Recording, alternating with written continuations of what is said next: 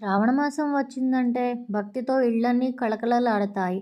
ఎందుకు మహిళలు గౌరీ వ్రతాలు చేస్తారు? ఎందుకు శివుడి సోమవారాలు అంత ప్రత్యేకం? శ్రావణ మాసంలో ఉన్న అద్భుత విశేషాలు ఇప్పుడు తెలుసుకుందాం. ఎన్ని సోమవారాలు, ఎన్ని మంగళ గౌరీ వ్రతాలు, పూర్తి విశేషాలు చూద్దాం రండి. శ్రావణ మాసం హిందువులకు అత్యంత పవిత్రమైన మాసం. 2026 సంవత్సరంలో ఆంధ్రప్రదేశ్, తెలంగాణలో శ్రావణ మాసం ఆగస్టు 13న ప్రారంభమై సెప్టెంబర్ 11న ముగుస్తుంది. ఈ మాసంలో 4 శ్రావణ సోమవారాలు, 4 మంగళ గౌరీ వ్రతాలు, 5 గురువారాలు, 3 శ్రావణ శుక్రవారాలు వస్తాయి. ఈ నెల మొత్తం శివకేశవులు, లక్ష్మీదేవి, గౌరీదేవి ఆరాధనకు ఎంతో విశిష్టమైనదిగా భావిస్తారు. పురాణాల ప్రకారం సముద్ర మథనం సమయంలో వెలువడిన కలహాల విషాన్ని పరమశివుడు తన కంఠంలో నిలుపుకొని లోకాలను రక్షించాడు. ఆ సమయంలో దేవతలు శివుడిపై పవిత్ర జలాలతో అభిషేకం చేశారు. అప్పటి నుంచి శ్రావణమాసంలో శివారాధనకు ప్రత్యేక ప్రాధాన్యం ఏర్పడింది. శ్రావణమాసం మొదలై వెంటనే భక్తి వాతావరణం నెలకొంటుంది. ఉదయం స్నానాలు, దేవాలయ దర్శనాలు, పూజలు, వ్రతాలతో గ్రామాలు, పట్టణాలు ఆధ్యాత్మిక శోభను సంతరించుకుంటాయి. ముఖ్యంగా మహిళలు ఈ మాసాన్ని ఎంతో భక్తి శ్రద్ధలతో ఆచరిస్తారు. ఈ మాసంలో వచ్చే 4 సోమవారాలు ఎంతో పవిత్రమైనవి. భక్తులు ఉపవాసం నుండి శివలింగానికి పాలు, నీరు, తేనె, బిల్వదళాలతో అభిషేకం చేస్తారు. శివుని కృపతో ఆరోగ్యం, ఐశ్వర్యం, కుటుంబ శాంతి కలుగుతాయని విశ్వసిస్తారు. 2026లో శ్రావణ సోమవారాలు ఆగస్టు 17న, 24, 31 మరియు సెప్టెంబర్ 7 తేదీల్లో వస్తాయి. అలాగే శ్రావణ మాసం మంగళవారాల్లో మహిళలు మంగళగౌరీ వ్రతం చేస్తారు. ఈ వ్రతం గౌరీదేవికి అత్యంత ప్రీతికరమైనదిగా భావిస్తారు. వివాహమైన స్త్రీలు కుటుంబ సౌఖ్యం కోసం, అవివాహితులు మంచి వరుడి కోసం ఈ వ్రతాన్ని ఆచరిస్తారు.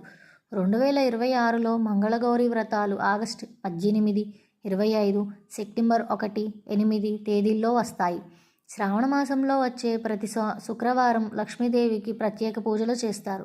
ఇళ్లల్లో దీపాలు వెలిగించి పసుపు కుంకుమలతో అమ్మవారిని అలంకరించి అష్టోత్తర శతనామాలతో పూజిస్తారు. ఈ పూల వల్ల ఐశ్వర్యం, సిరి సంపదలు పెరుగుతాయని నమ్మకం.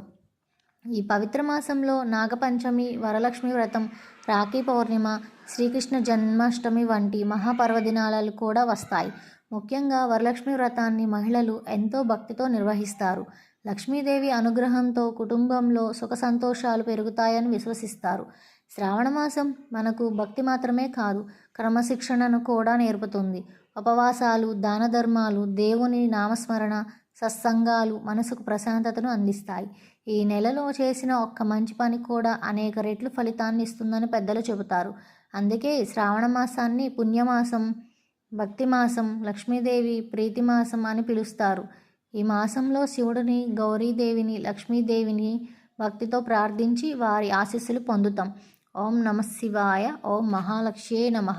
జై మంగళ గౌరీ మాత. కార్తీక మాసంలో మరో విశేషం ఏంటంటే ఈ నెలలో చేసే దాన ధర్మాలకు ఎంతో పుణ్యం లభిస్తుందని పురాణాలు చెబుతున్నాయి.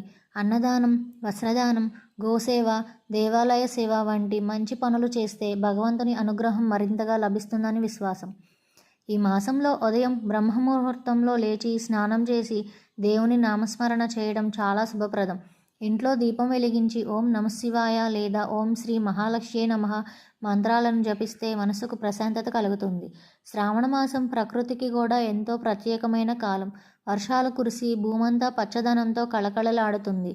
అందుకే ఈ మాసాన్ని ప్రకృతి, భక్తి, ఆనందాల కలయికగా భావిస్తారు. దేవాలయాల్లో ఘంటారావాలు, భజనలు, హారతులతో ఆధ్యాత్మిక వాతావరణం నెలకొంటుంది. మన పెద్దలు శ్రావణ మాసాన్ని కేవలం పండుగల నెలగా కాకుండా మంచి ఆలోచనలు పెంపొందించే నెలగా భావిస్తారు.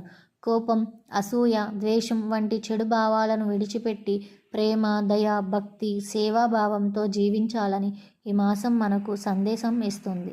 అందుకే శ్రావణ మాసం రాగానే ప్రతి ఇంట భక్తి వాతావరణం నెలకొంటుంది. శివుడు, లక్ష్మీదేవి, గౌరీదేవి అనుగ్రహంతో మీ కుటుంబంలో సుఖ సంతోషాలు, ఆయురారోగ్యాలు, ఐశ్వర్యాలు నిండాలని మనస్ఫూర్తిగా కోరుకుంటూ అందరికీ శుభ శ్రావణ మాస శుభాకాంక్షలు. ఓం నమః శివాయ.